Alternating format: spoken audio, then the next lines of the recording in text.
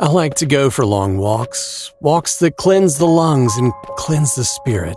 This walk, though, has particular meaning for me, and it's a pilgrimage I make every year at this time.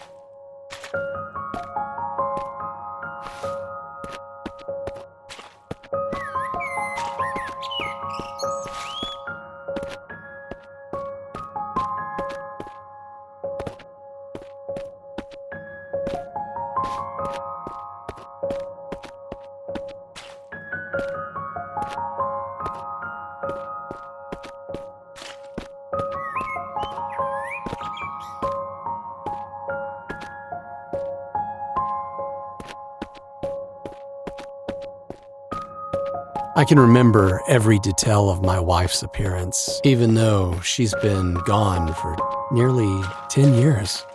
I remember how her cheekbones would rise when she smiled.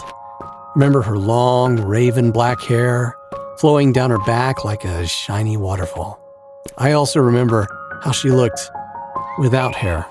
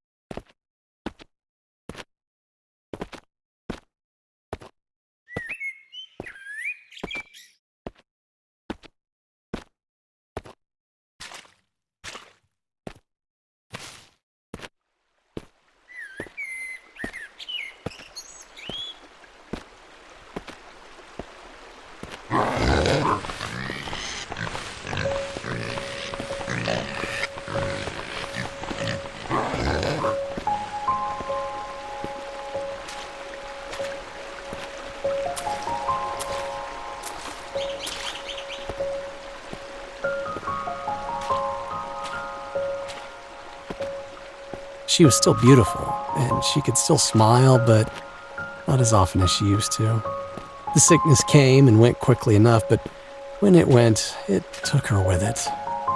I was only 31 years old at the time. She, 33, and our daughter, Emily, had only recently turned 6.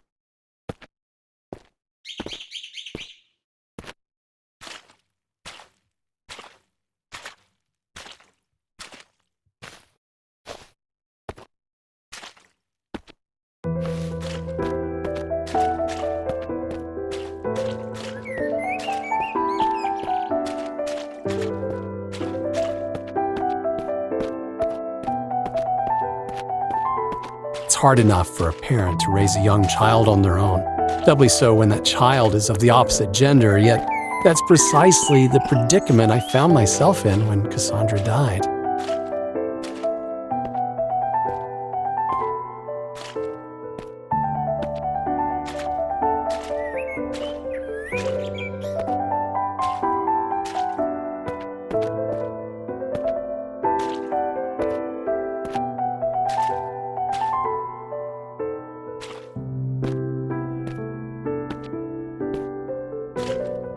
By all means, both sets of grandparents did their best to help out, but my pride dictated that I could only ask so much of them. I needed to prove to everyone, not at least of all myself, that I could do this.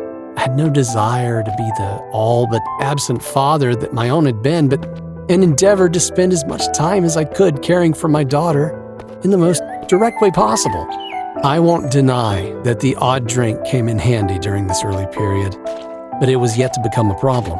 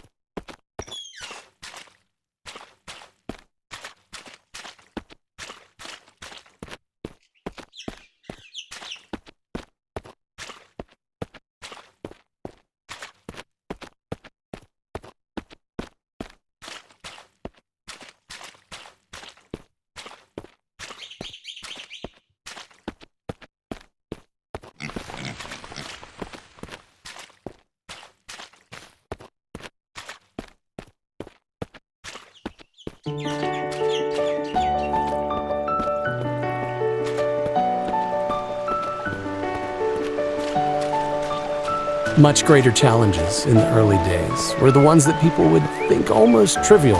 Ensuring my daughter was safe when she used public restrooms, and that she cleaned herself properly when she was in the bathtub. Responsibilities that would normally fall upon the female parent when there is one. Emily was still very young at the time, of course, but old enough to feel awkward that her father was checking in on her during her more private moments. There's no denying that the presence of a woman would have alleviated much of the burden cast suddenly upon both of our lives.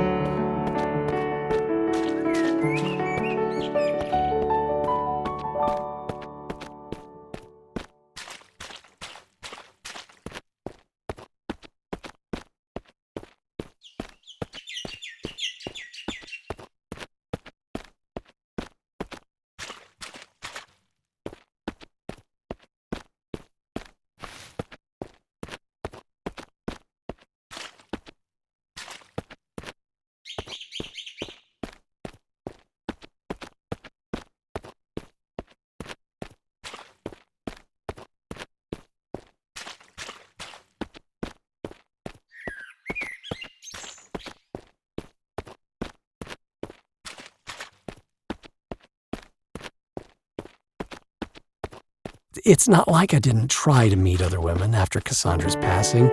I even went on the odd date, but, well, between my teaching job and my responsibilities as a single parent, It was hard to not only find the time, but to find someone to babysit for the evening without calling upon the goodwill of the grandparents yet again. Most of all, though, it was impossible to find someone to fill the yawning void that Cassandra had left in her wake.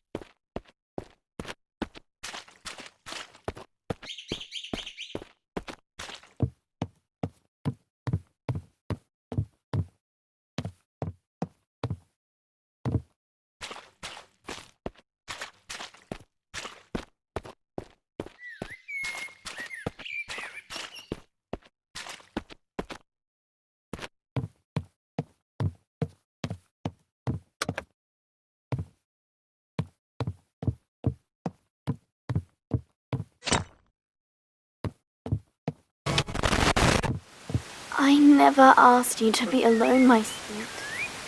You'd have had my blessing if you had found someone else. All I would have asked was that she be a good mother to Emily.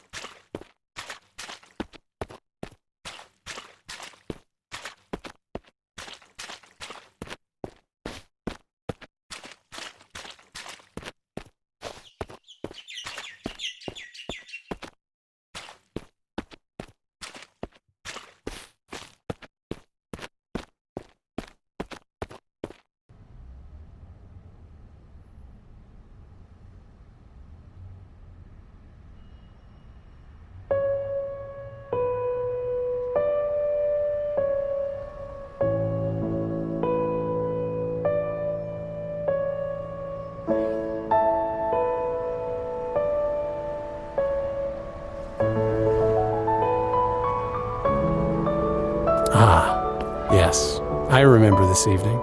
My wife left a note for me with a friend of ours who worked at a place called Danny's Cafe. Oh, she always did like her little games. We had a lot of good times in this district, made a lot of good friends, enjoyed a lot of good meals, but there are, unfortunately, other memories which I associate with this place.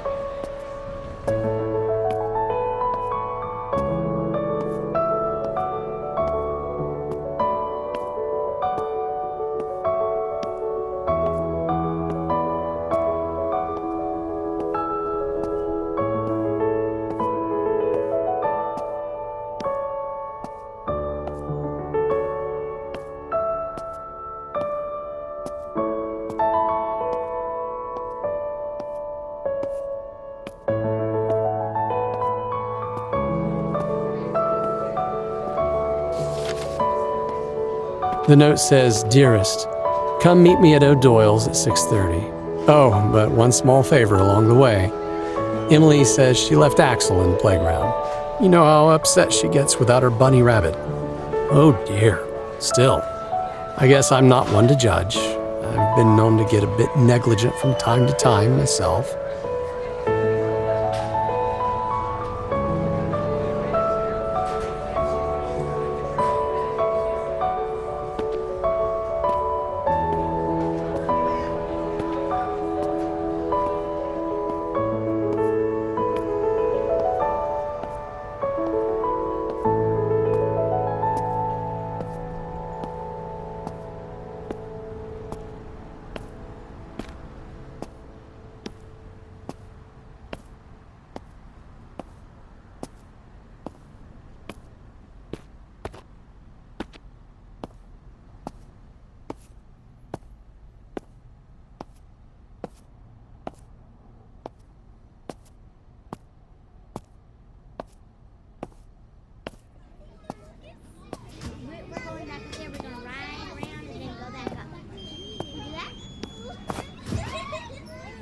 That's one errand run. Next stop, O'Doyle's.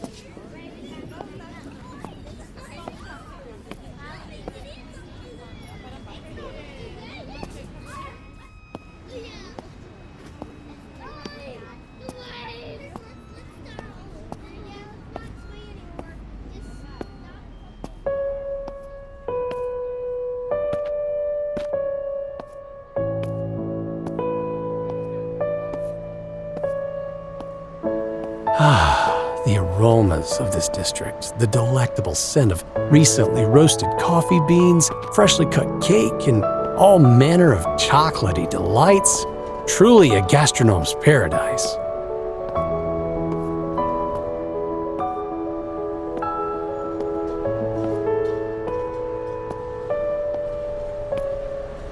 The last time Cassandra asked me to meet her here at night, it was to tell me she was pregnant.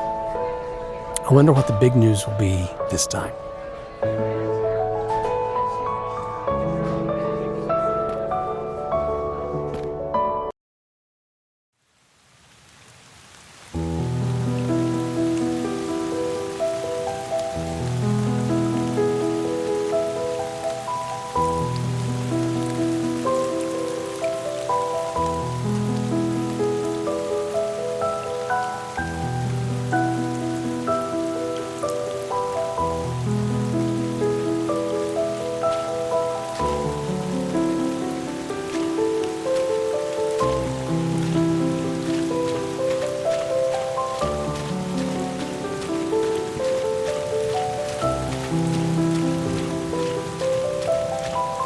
Somehow, teaching children of early high school age had done little to prepare me for the task of raising a child not many years younger. She still had an innocence at her age, while the scamps that I taught, I'm being a bit harsh of course, but well, the students that I taught were in the process of growing up very quickly, a little too quickly, some of them. I sincerely hoped that my Emily wouldn't be quite so precocious by the time she was that age.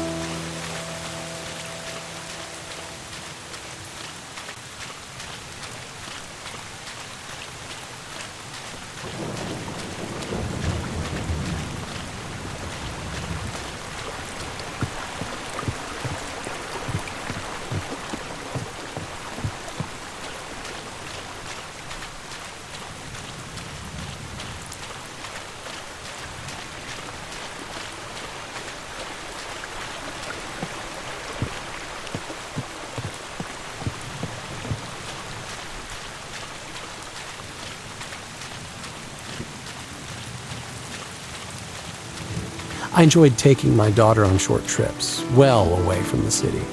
I didn't want her knowing nothing but schools and streets, which my own life almost seemed to consist of. I figured she needed to breathe a bit of nature every once in a while, enjoy a bit of fresh air.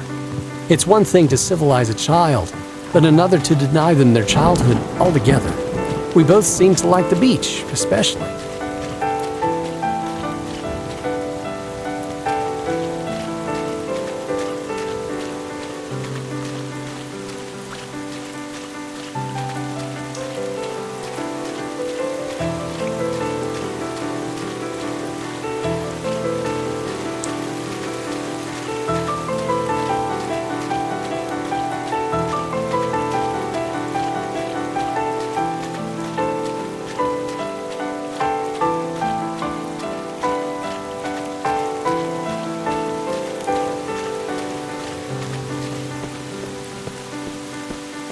Emily loved the water, In another life, I believe she could have easily been a fish. Sometimes I even called her my little mermaid. She loved the sand too, and liked to build things with it. One day, I helped her make a fairy tale castle and cast her, only in her mind of course, as a kind of mermaid Rapunzel, trapped in a tower far beneath the water, her long hair flowing with the whims of the waves.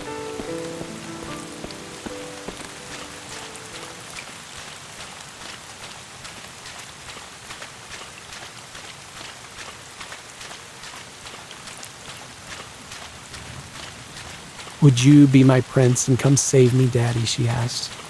"No, sweetie, that will be another man. We just don't know who yet. But one day your prince will come." I further hoped to myself, and only to myself, that the man in question wouldn't merely break her heart. I wished nothing more for her than to find the happily ever after that eludes so many others.